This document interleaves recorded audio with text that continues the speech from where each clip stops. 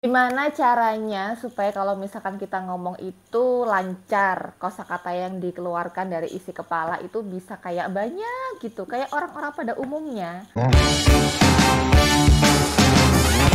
Ada satu teknik yang dulu juga pernah aku pakai untuk belajar. Mungkin teman-teman juga bisa cari referensi lain, namanya itu ad-libbing atau teknik ad-libs. Mungkin kalau teman-teman yang pernah dengar siaran-siaran radio, terus kayak mereka baca ad-libs untuk promo, untuk bacain produk, mungkin agak sedikit familiar ya. Tapi ini sebenarnya teknik untuk berbicara tanpa persiapan naskah, tanpa menulis teksnya terlebih dahulu. Jadi teman-teman bisa untuk latihan improv di sini.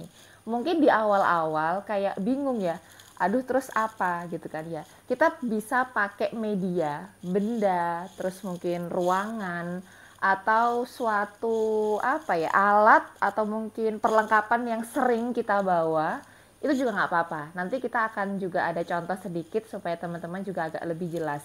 Nah, karena ini tanpa naskah, jadi intinya ini bukan bagus-bagusan konten dulu dalam tanda kutip.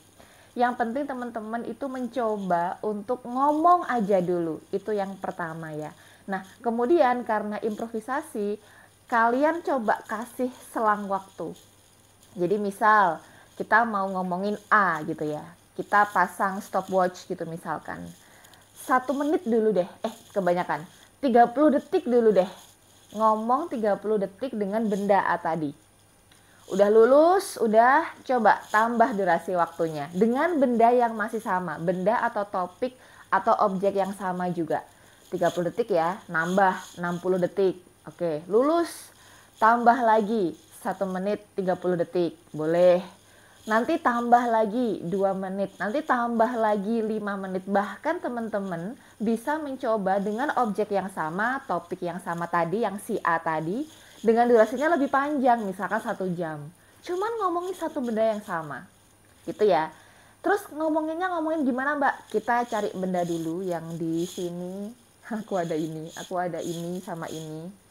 Ini handphone, handphone yang bukan buat ngerekam ya, handphone satunya.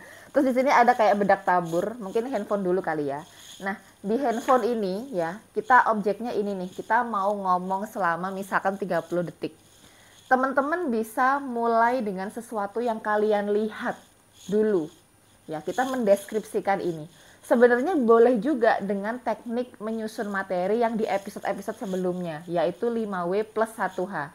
Apa bendanya, apa mereknya, siapa yang beli, kapan beli, bagaimana cara memfungsikannya, bagaimana saja fitur-fiturnya, mengapa kok beli handphone ini, terus di mana saja biasanya bisa beli handphone seperti ini, dan seterusnya.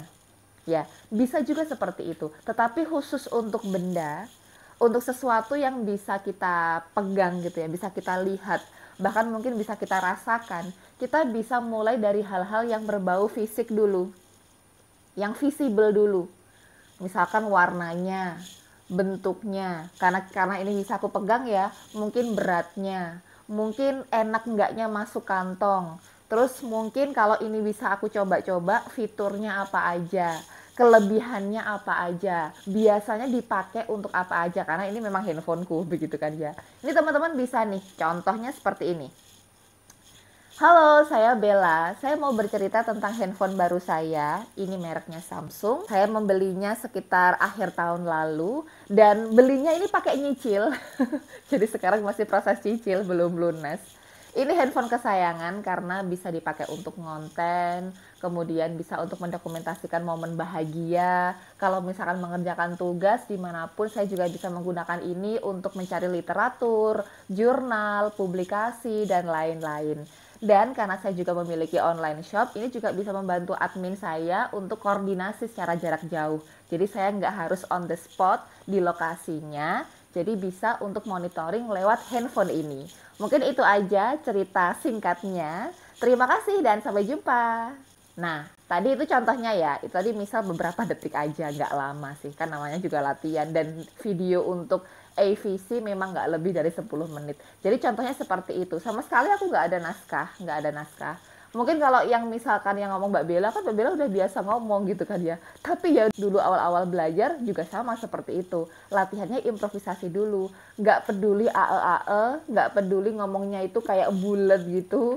Nggak peduli nanti ngomongnya itu kata-katanya salah. Di adlibs atau di adlibbing, kita belajar bagaimana kita ngomong sebanyak-banyaknya dulu. Apapun yang ada di pikiran kalian, keluarin. Setengah-setengah agak ada bahasa-bahasa ibu, kalau misalkan teman-teman orang Jawa, sedikit ada campuran bahasa Jawa, bahasa Indonesia, nggak masalah. Yang penting belajar ngomongnya banyak dulu.